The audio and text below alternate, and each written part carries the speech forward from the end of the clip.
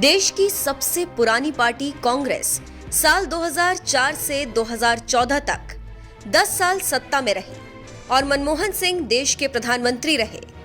लेकिन जब तक वो इस पद पर रहे, विपक्ष में बैठने वाली बीजेपी उन पर कांग्रेस की तत्कालीन अध्यक्ष सोनिया गांधी के इशारे पर काम करने का आरोप लगाती रही।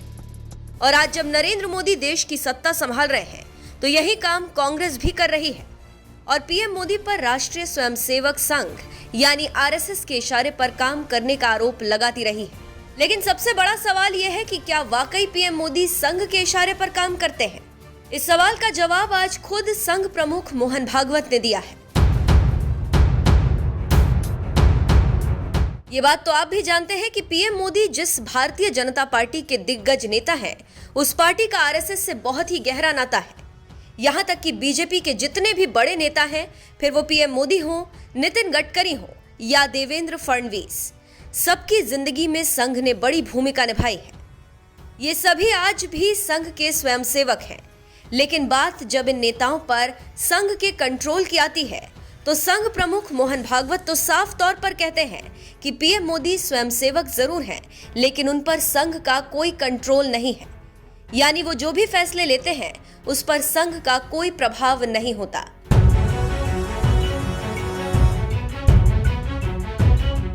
दरअसल आरएसएस प्रमुख मोहन भागवत शुक्रवार को मध्य प्रदेश के जिला जबलपुर के दौरे पर गए हुए थे। इसी दौरान उन्हें बुद्धिजीवियों की एक बैठक को संबोधित करने का मौका मिला, जहां उन्होंने पीएम मोदी के साथ साथ विश्व हिंदू परिषद को लेकर भी बड़ी बात बोल दी। उन्होंने कहा, इसमें कोई संदेह नहीं कि मोदी स्वयंसेवक हैं, विहिप को चलाने वाले भी स्वयंसेवक हैं, लेकिन सभी अपना काम स्वतंत्र रूप से करते हैं। पीएम मोदी को स्वयंसेवक बताना बिल्कुल सही है। विहिप भी आरएसएस से जुड़ा हुआ है, लेकिन आरएसएस इन दोनों को प्रत्यक्ष या अप्रत्यक्ष रूप से नियंत्रित नहीं करता। मोदी और विश्व हिंदू परिषद दोनों ही मार्गदर्शन लेने के लिए स्वतंत्र हैं और वो मार्गदर्शन लेते भी हैं। मोदी सरकार पर अक्सर आरएसएस के कंट्रोल में काम करने के आरोप आज से नहीं लग रहे। जब से पीएम मोदी ने देश की सत्ता संभाली है, तभी से ये आरोप लगते रहे हैं। यही वजह है कि इससे पहले भी साल 2018 में मोहन भागवत को सफाई देनी पड़ी थी कि नागपुर से नहीं चलती है मोदी सरकार। ऐसे विषय में संघ अपना मत रखता है। जो एक दल चलता है, उस दल में स्वयंसेवक क्यों है, उस दल में बहुत सारे पदाधिकारी क्यों हैं, उस दल के आज पंत प्रधान है, राष्ट्रपति जी है, सब लोग स्वयंसेवक है। तो इसलिए, और ये जो लोग कयास लगाते हैं कि नागपुर से फोन जाता होगा और बात होते हुए, बिल्कुल गलत बात है। एक तो वहां काम करने वाले राजनीतिक कार्यकर्ता सब मेरी आयु के हैं, तो वह मेरे से सीनियर है, और संघ कार्य का जितना मेरा अनुभव है, कदाचित उससे अधिक अनुभव उनको राजनीति का है। उनको अपनी राजनीति चलाने के लिए किसी के सलाह की आवश्यकता नहीं है। हम उसके बारे में कुछ नहीं जानते, हम सलाह दे भी नहीं सकते।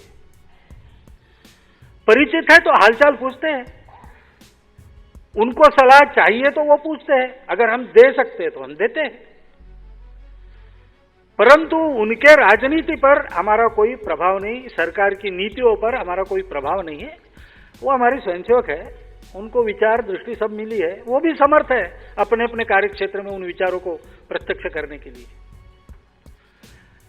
ऐसा स्वतंत्रता, अलगता, स्वायत्तता से स्वावलंबी होकर उनका काम चलता है और चलना चाहिए, ऐसा हमारी इच्छा है। आपको बता दें, जब से नरेंद्र मोदी के नेतृत्व में भारतीय जनता पार्टी की सरकार केंद्र में आई है, तभी से ये सवाल उठाया जाने लगा है कि क्या अब सरकार के कामकाज में राष्ट्रीय स्वयंसेवक संघ का दखल बढ़ जाएगा।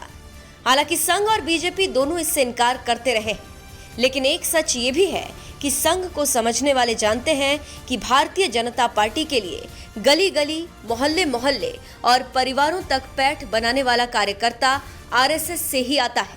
नरेंद्र मोदी की मास अपील, विकास के नारे, युवाओं को समझने की उनकी क्षमता की वजह से उनके नेतृत्व में लड़ी पार्टियों ने 2 बार लोकसभा चुनाव में जीत हासिल की। लेकिन अगर आरएसएस अभी अपना हाथ खींच ले और उसके कार्यकर्ता उदासीन हो जाएं, तो बीजेपी को इसकी बड़ी कीमत चुकानी पड़ सकती है। एक पक्के स्वयंसेवक होने के नाते मोदी भी ये बात अच्छी तरह समझते होंगे। शायद यही वजह है कि बीजेपी और आरएसएस दोनों एक दूसरे के पूरक के रूप में काम करते हैं।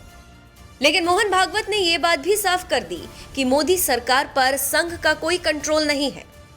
बहरहाल मोदी और संघ के रिश्ते को आप किस तरह से देखते हैं, अपनी राय हमें कमेंट कर जरूर बताएं।